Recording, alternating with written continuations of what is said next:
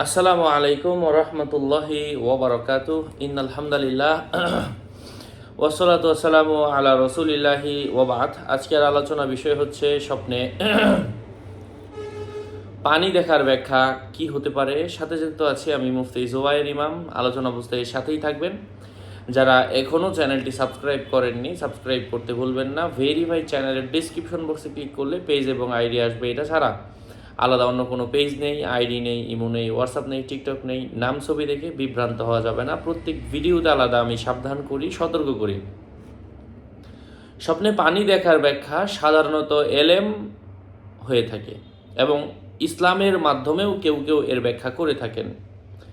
জীবনের উর্বরতা ও স্বাচ্ছন্দ্যেরও অর্থ বহন করে থাকে স্বপ্নে পানি, কেননা তার মাধ্যমে প্রত্যেক বস্তু জীবিত হয়। আল্লাহ পাক বলেছেন, তবে তাদেরকে এ ব্যাপারে পরীক্ষা করতে প্রচুর পানি বর্ষণে সিক্ত করলাম।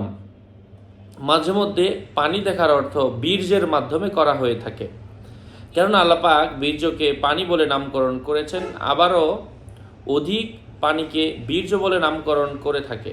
পানি দ্বারা সম্পদের অর্থও বহন করে, কেননা সম্পদ তার দ্বারা অর্জন করা হয়ে থাকে। স্বপ্নে কোনো মানুষ যদি পানির মশক দেখে, পানির যেখানে পানি রাখা হয় এমন কিছু দেখে, এর অর্থ হচ্ছে সে নিজে অসুস্থ না হয়ে থাকলে সে নিজে দ্রুত সময়ের মধ্যে অসুস্থ যদি নাও থেকে থাকে, অসুস্থতা তার জীবনে আসতে পারে। সম্মানিত পেয়ারা হাজিরিন, কোনো দায়িত্বশীল ব্যক্তি যদি স্বপ্নে তার বাড়িতে কাউকে পানি পান করাতে দেখে, সে তার নিজস্ব যে কোনো দায়িত্বের মাধ্যমে পরিপূর্ণতা আনতে পারবে, সে নিজে সফল হতে পারবে।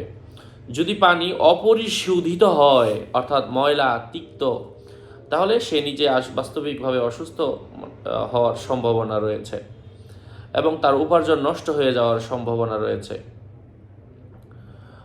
স্বপ্নে কোনো মানুষ যদি পাত্র থেকে পানি উঠাতে দেখে, এর অর্থ হচ্ছে সে ব্যক্তি যদি সে দরিদ্র হয়ে থাকে, সে সম্পদ পাবে।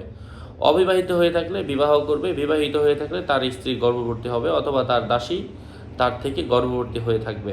যদি সে নিজেই পাত্রে পানি ঢালে অথবা তার স্ত্রী পানি ঢালে অথবা তার সেবক তার কূপ থেকে পানি ঢালে অথবা তার মন্ত্রী অথবা তার আত্মীয় স্বজনরা পানি ঢালে, তাহলে একই ব্যাখ্যা প্রযোজ্য হবে, যা আমি ইতিপূর্বে বলেছি।